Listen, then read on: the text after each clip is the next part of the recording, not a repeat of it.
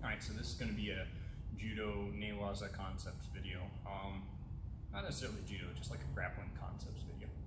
So when I engage in sweeps from the legs around bottom guard position, I try to avoid being flat on my back, certainly with my head resting on the ground when I do these sweeps. Part of the reason is I've given him a very large table on which to balance here, my stomach and chest. And if he puts his weight on that, he's actually gonna like compact my gut, and it's gonna be difficult for me to breathe, right?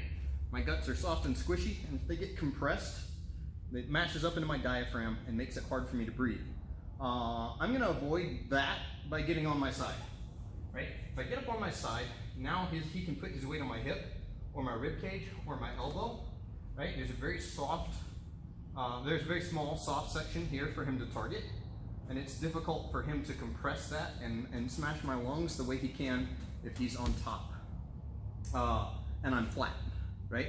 And another reason is it's so much more difficult to shrimp or move your hips, hip escape, from this flat position, right? I have to elevate, and then I have to like take one of my legs out and go all the way out, and I don't want to have to deal with that. So if I'm already on my side, right? If I already get on my side, then I've given him a smaller area to target, right? So now if I build my knee shield or whatever, and he goes to start to crush me, and even if he collapses my knee shield, he starts putting his weight on my hip, right?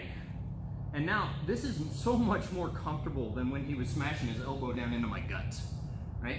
Now, if I can get this arm across here, then we can start doing these hook sweeps and things. And that brings me to the second point of why I'd like to be on my side.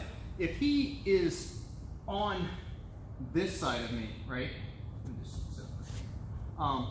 If I'm on my side, he has a much smaller area to balance on, and I have to move much less to get out from underneath him. So if I'm completely flat here, and he's squarely placed on top of me, I need to move my whole body like 6 inches off to the side to get out from underneath Tim's weight. And if I'm already on my side, and I need to shrimp out from underneath him, go ahead and put your weight on, right? And I need to like kick this leg out and shrimp out from underneath him, I had to move like an inch to get my hips out from underneath him. So I'm just giving him a smaller area on which to balance, and that enables me to pick a side that's easier to sweep him on and drop him off that side with a lot less energy on my part.